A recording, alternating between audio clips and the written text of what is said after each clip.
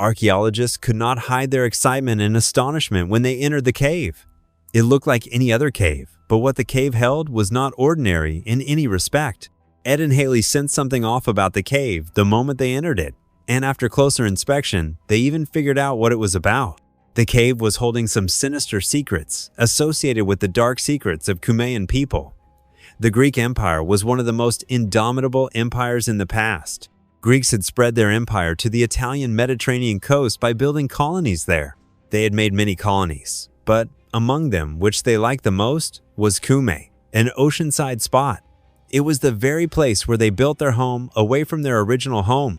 Cumae proved to be heaven for people fleeing Euboea, a Greek island. The region turned out to be a perfect place for them. The importance of Cumae does not end here.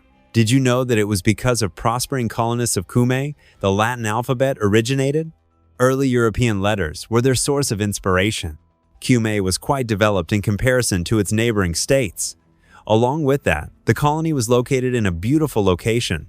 It was enough to attract the envy of foes. Romans ousted Greeks around 338 BC and included the city in their empire. Though the pace was slow, the Greek Empire was surely collapsing bit by bit. The Greek culture had begun to wither away and soon got replaced by Roman customs. Cumae now had become a center of attraction for the Roman elite. The city and its shores began to get visited by the rich and high rankers of the Roman Empire. It prospered peacefully under the wing of the Roman Empire. But the same can't be said about the time post-1207. 1207 changed everything for one of the most beautiful and rich cities of the Roman Empire, Cumae. The strongest city collapsed into ruins and rubble. Despite the fact that the city had no existence now, it still remained in the mind of archaeologists. The city ruled their minds until the archaeologists learned about Herculaneum and Pompeii, cities destroyed by volcanoes. The whole of attraction had gotten diverted to those two cities. Soon enough, researchers abandoned the city, and the town became subject to looting. The city remained desolated until the 20th century, when some researchers showed their interest in exploring the place once again for its hidden treasure. One thing leads to another. Explorers made a significant discovery in 1932. They stumbled upon a unique trapezoidal cave. The rumor has it that the cave is the very place where a renowned sorceress made future predictions. The name of the prophetess was Cumaean Sibyl. She was not like any other fortune teller. The woman was widely known for her clairvoyance. Michelangelo has included her among the 4 prophetesses that he painted at the Sistine Chapel. He showed her the largest among them. Jean-Pierre Brun and Priscilla Musi, Collège de France's French National Center for Scientific Research, started the task of digging necropolis inside the very city. Shortly after, the crew discovered what they had been looking for from the day research began. They had excavated very little when about hundreds of tombs began to surface.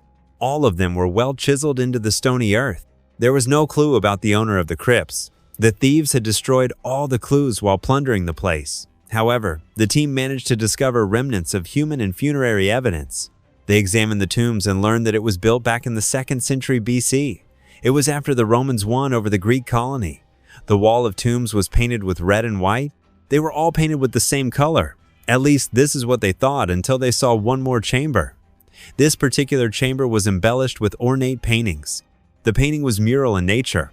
It was difficult to believe that the painting was made many centuries ago, as they still contained their charm, even after deteriorating so badly.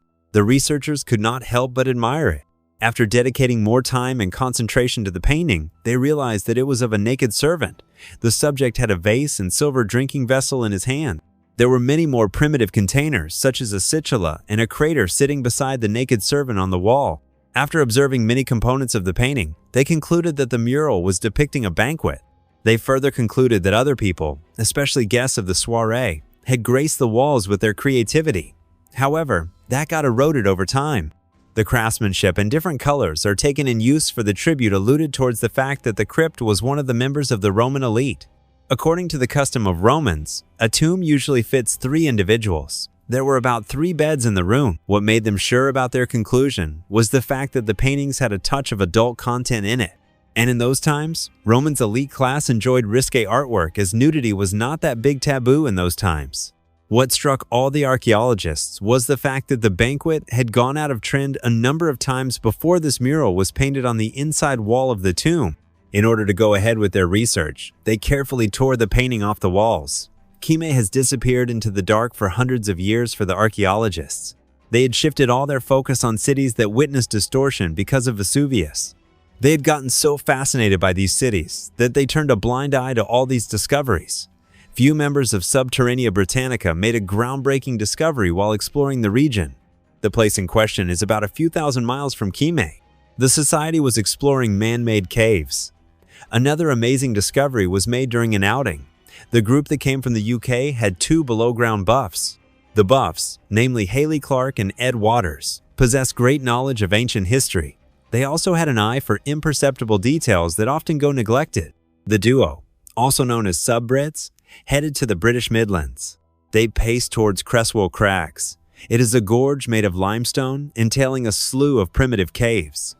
The region has been desolate for 10,000 years. They had taken only a few steps into the cave, famously called Robin Hood Cave, when the duo sensed something strange. They stopped dead in their track. Both of them ran towards the rocky walls and brushed its cool surface with their hand. They could sense it. They had made an unexpected discovery. There were many carvings and scratches inflicted upon the interior made of limestone. Not to mention the scratches and carvings were thousands of years old. The markings were easy to locate. They would have meant nothing for an untrained person. Many facility workers and locals had visited the place, but none of them ever gave any heed to those markings. According to them, these were meaningless scribbling done during the Victorian period. These markings had been seen by many people who dismissed it as meaningless. But in reality, these markings did have a meaning. They were not on the wall without any reason. Haley and Ed finally had figured it out. There were about hundreds of individual letters carved on the cover. Along with all those characters, there were two letters that stood out for the duo. It was VV. Haley and Ed did not take long to unravel the mystery of these letters. They were sure that the letters were used to represent an important phrase. According to them, VV meant Virgin of Virgins. It is a prayer recited to persuade Mary of Nazareth to protect people from evil power. That was not the only carving that was etched with VV. There were many others too. Each and every carver the researcher got their hands on had these annotations on it. Ed and Haley excitedly showed their discovery to the tour group. Heritage facilitator John Charlesworth, who happened to be their guide, had never felt so astonished before. The man immediately informed Cresswell Heritage Trust and invited experts to take a look and inspect the symbols. The team of experts sprung into action at once and began searching caves each and every part. They crouched down to the lowest part of the cave, lifted themselves up to the roof of the cave so that no detail could be missed. They found many inscriptions. Experts found maze patterns, boxes, and crosses. Repeatedly, just like VV, there was no doubt that these markings and messages had a big role in tricking and trapping evil forces. The mystery of these markings and signs were finally solved. But there was one more thing that baffled researchers. There was a giant red flag too. These depictions clearly conveyed the fear of the settlers. The big question was, what were they fearful of? It seemed that a dark force had made them desperate enough to resort to carving symbols on walls for help from the Almighty. It was important to identify the person who actually made those carvings in order to figure out why they were made. A PhD in archaeology at the University of Lake Hester, Alison Fern, is positive that these apotropaic signs were made on places of worship or on the doorframes of one's house. One point to note here is that no one would have spent days carving marks on the stone in that time when it would have been a gradual and meticulous task. It was obvious that the task was triggered by fear. The other atropaic markings, such as witch marks, were clearly there. The historians from Cresswell Heritage came along with Historic England and together concluded that the signs were carved sometime between the 14th and 18th centuries. They believe that the carvings were etched by people residing in Cresswell. The number of markings is clearly demonstrating that something really scary was going on in the lives of residents of this city. There has always been a connection between humans and supernaturals. We all have heard stories about supernatural beings. It could be that a life-taking plague had broken in the village, or perhaps they were facing poverty leading to death. Perhaps they imputed blame of all this on a witch, and that is why they took to this cave to perform a ritual that they believed would save them from dark forces responsible for their despair. The markings were unique and scary to some extent. The tour group felt a chill down their spine when they learned about the possibilities. Paul Baker, director of Cresswell Crags Museum and Heritage Center, it was like something from The Shining. This is what he felt when he stepped into the cave. Crestwell Crag holds the record of having the most apotropaic markings in the whole of Britain. However, that is not the sole region with these creepy markings. There have been many in England. Museum director for London's Garden Museum, Christopher Woodward, remembers when he decided to renovate the building he was working in. It was hundreds of years old building. He hired Carl Patton for the work but panicked when he got a call from his manager. "I think you better come here quick." The museum is inside St. Mary at Lambeth, the medieval church near River Thames. On one side was the home of the Archbishop of Canterbury. Moreover, Westminster Abbey is right across the river. Both of these structures are invaluable. Did the construction harm anything important? Christopher went to his museum with a racing heart. Carl told him, "We were exposing the ground as part of the job." What he said next made the owner rooted to a spot, and we uncovered the entry to what looked like a tomb. Christopher could not believe this. "Tomb under the church? How is that possible?" Christopher remarked. "We were told there was no crypt because it was so close to the Thames. It would have flooded, and in the 1850s, they cleared out hundreds if not thousands of coffins to fix underfloor heating." So what is it that Carl had stumbled upon? Carl took a camera and tied it with the end of a stick and angled it inside the chamber. It was then the man peeked into the deeper part of the church from ground level. The view astounded the man. There were many coffins inside it. To be precise, there were about 30 coffins. But what took his astonishment to the next level was something sitting on top of them. He bent forward to get a closer look. His eyes had fixated on that particular thing. Christopher was all amazed. "I came in thinking this phone call sounds like bad news, problem, and wow, and it's the crown.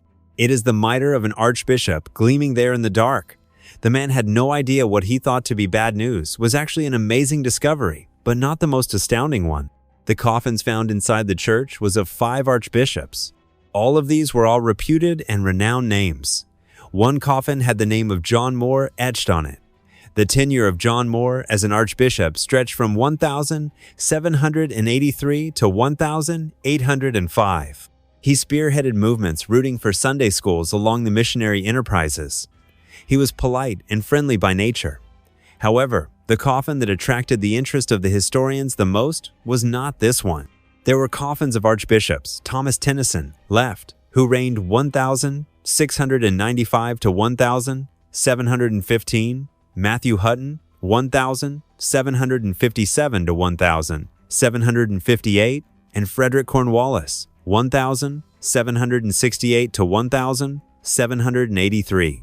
There was one more coffin that took Christopher by surprise. It was of Archbishop Richard Bancroft. Right. Archbishop Bancroft worked from 1604 to 1610. The man during his term was bestowed upon with the task of supervising the writing and publishing of the translation of the Holy Bible by King James. There was a surge of excitement around the historians when they learned about the discovery. Historian and horticulturist Wesley Kerr stated, "To know that possibly the person that commissioned the King James Bible is buried here is the most incredible discovery." He further asserted, "Greatly adds to the texture of this project. The crypt had not revealed all of its mysteries yet." Christopher explained, "We still don't know who else is down there. They are yet to identify all of those 30 coffins. Perhaps the history of the church could help historians to identify the coffins. A detailed study of all the earlier archbishops and their personal life can help." This church had 2 lives, Christopher described. It was the parish church of Lambeth, but it was also a kind of annex to Lambeth Palace itself. Over the centuries, a significant number of archbishops chose to worship and be buried there. The discovery was an unexpected one. Many archaeologists had visited the premises, and none of them ever could find anything. "Every archaeologist in London has looked into this building," Christopher explained excitedly, "but nobody told us to expect us to find anything." Christopher, as of now, has not thought about removing the coffins. He and the Garden Museum decided to let the coffins rest where they were resting all these years, but that does not mean that they are inaccessible by the public. The public can take a look at them. After the £7.5 million redevelopment project that took 18 months to complete in 2017,